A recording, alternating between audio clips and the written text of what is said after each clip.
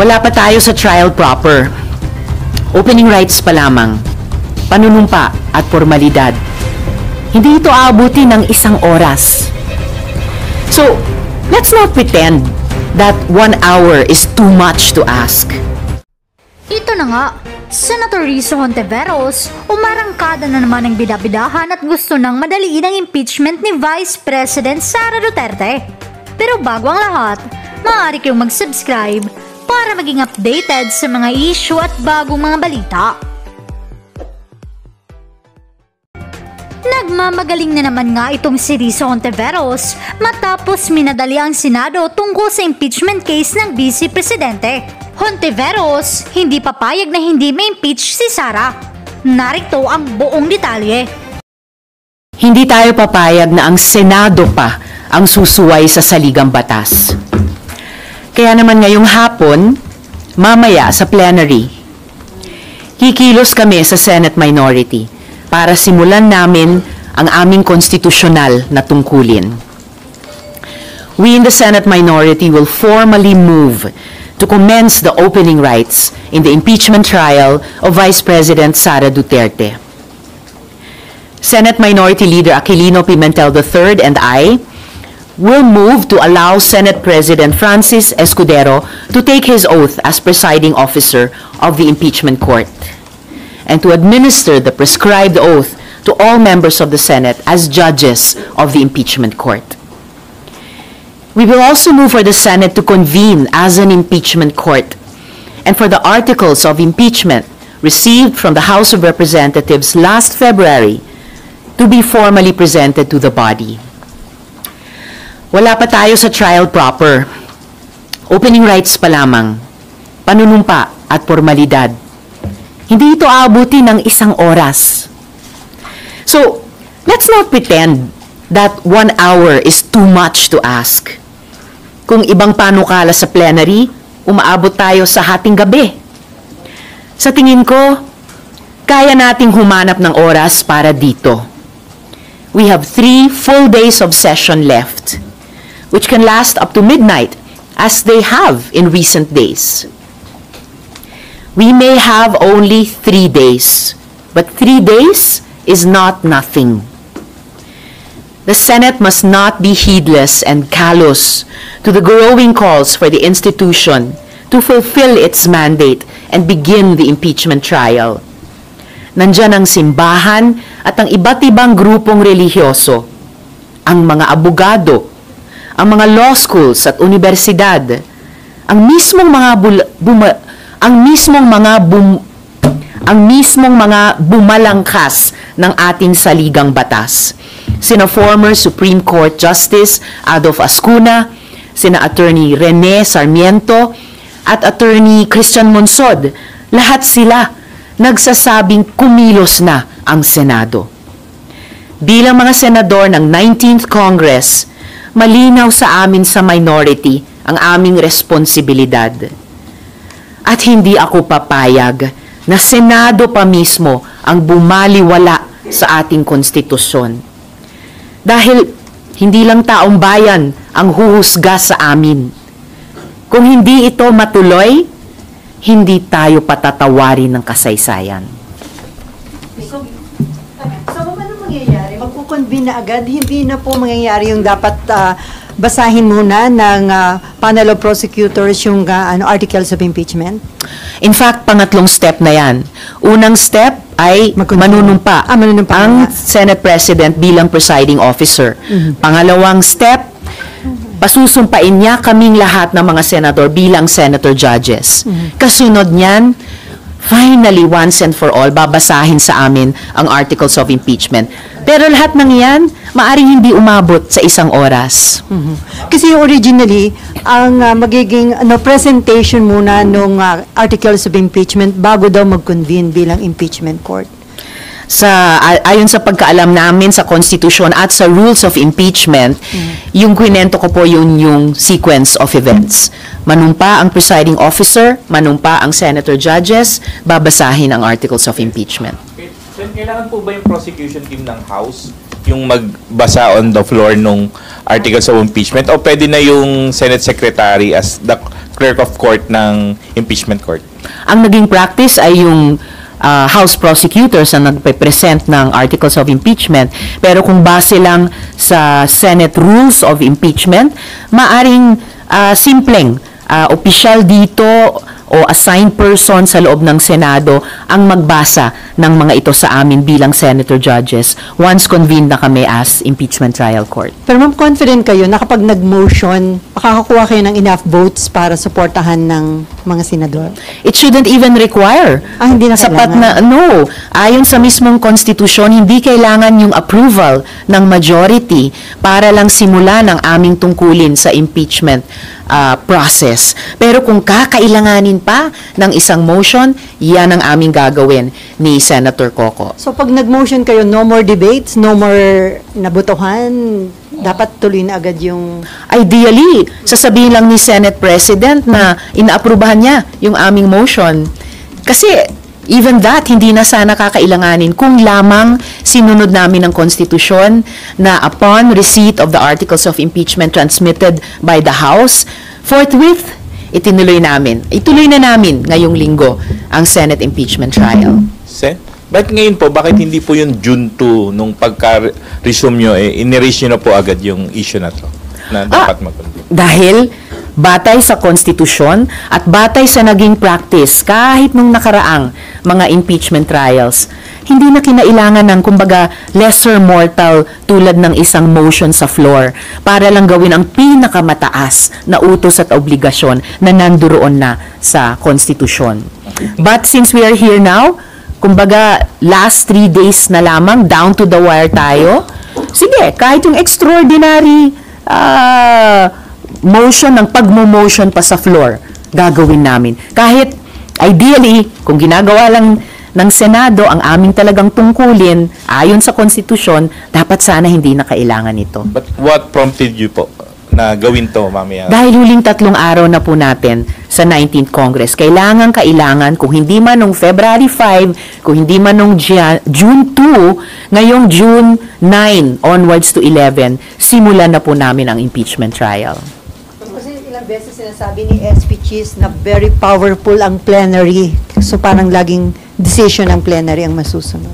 Very powerful ang plenary sa aming legislative functions.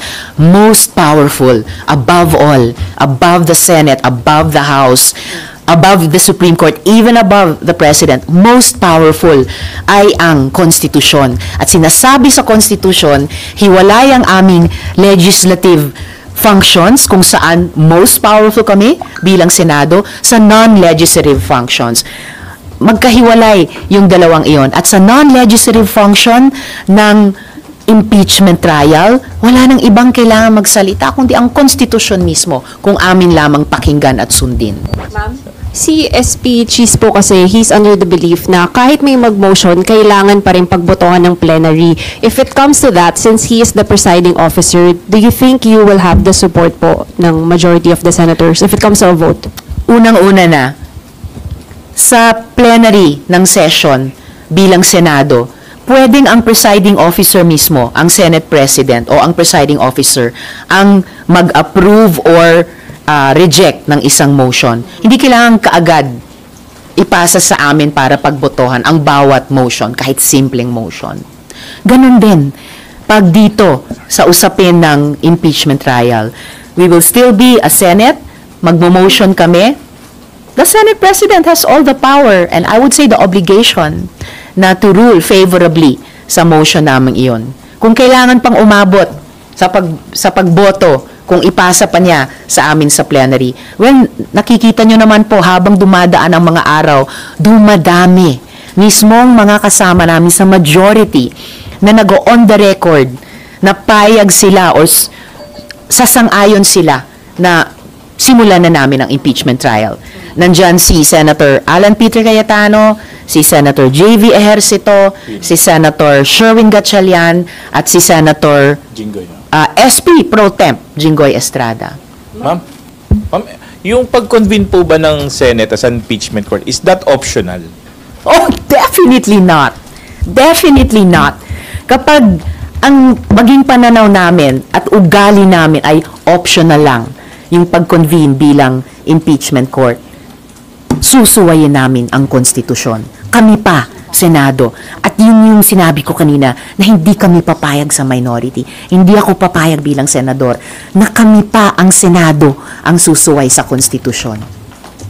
Ma'am, ito ba na karoon kayo ng concern na mukhang may move to kill the impeachment case arbitrarily? Kaya nag-decide na kayo na mag-motion to? Well, sila na ang nagsasabi na bukod sa convict or acquit decision, may option pa na dismiss. Walang ganun po sa konstitusyon. Wala rin pong ganun sa rules on impeachment. No? Sila na yung pinapaaga yung valedictory speeches ng mga graduating senators. May lumalabas na kung ano-anong mga concerns na, ay, kung magva-valedictory na sa Martes, baka kulang ang mga tao sa Miyerkules. And alam naman natin, kailangan natin ng sacrosanct quorum na yan to transact business. Kaya ngayon pa lang, kahit frustrated kami na hindi kami simpleng sumunod sa iutos ng konstitusyon na pagtanggap ng articles of impeachment, forthwith, proceed with trial. So itong huling linggo, itong huling 3 araw ng sesyon, sige, gagawin namin yung extraordinary motion para lamang simulan yung opening rights ng impeachment trial. Ma'am, kung magsa-start po today yung opening rights, Yes. sa timeline po ninyo, ano po yung nakikita po ng minority na timeline? Kasi po si Sentol ay, ang sabi po niya possible to conclude the trial by June 30. Kayo po ba, anong timeline po ninyo sa minority? Wala po kaming binubuong o ipinapanukalang timeline kasi opening rights pa lang nga, hindi pa magawa-gawa eh. So we want to get over this first. Dapat hindi siya naging hurdle. Pero naging hurdle pa. We just want to get over this first hurdle. Kaya ngayong umaga, o nung inilabas yung ganung panukala na hanggang June 30, premature pa talaga. At saka, isipin natin, 19 days? Yun lang ba ang naiisip namin ibigay na time frame sa ganitong kaimportanteng proseso? Eh sa simpleng civil cases lang nga eh. Halimbawa yung pagbibigay ng bayad or pagsisingil ng bayad. Ang rules of court nagbibigay po ng 30 araw para doon. Ano pa kaya sa isang napaka-importanteng constitutional process tulad ng impeachment? And remember, hindi lang po iisang article of impeachment ito, 7 articles of impeachment. Hindi pa nga namin narinig formally ano-anong mga articles.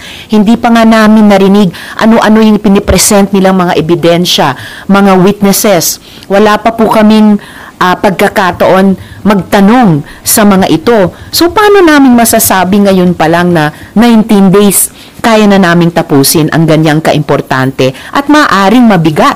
Kasi meron lang kaming chance matimbang gaano kabigat ba, gaano katagal namin kailangang tanungin ito kapag narinig na namin. Hanggang ngayon, hindi pa napagbigyan yung prosesong iyon. Hindi po ito wala pong express lane sa impeachment. Hindi rin siya online shopping na may express delivery. Bigyan naman natin ng hustisya ang prosesong ito. Bigyan natin ng hustisya pareho ang mga panig ng House prosecutors at pati yung kampo ni VP Duterte.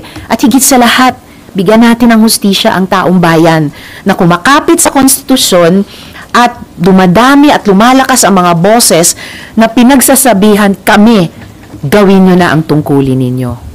Pero ma'am, tama po ba, at least for this week, today, opening rights, and then tomorrow and Wednesday, ano pong mangyayari?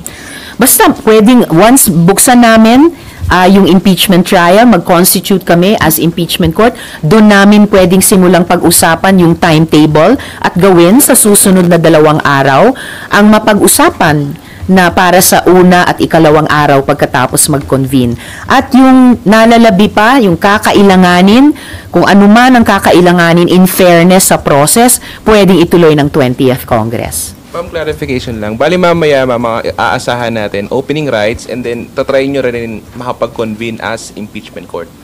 Asahan nyo po na magmo-motion kami ni Senator Pimentel na gawin na namin ang opening rights, which would constitute convening ourselves as impeachment court. Panunumpa ng presiding officer, panunumpa naming senator judges, pagpresenta sa amin ng articles of impeachment.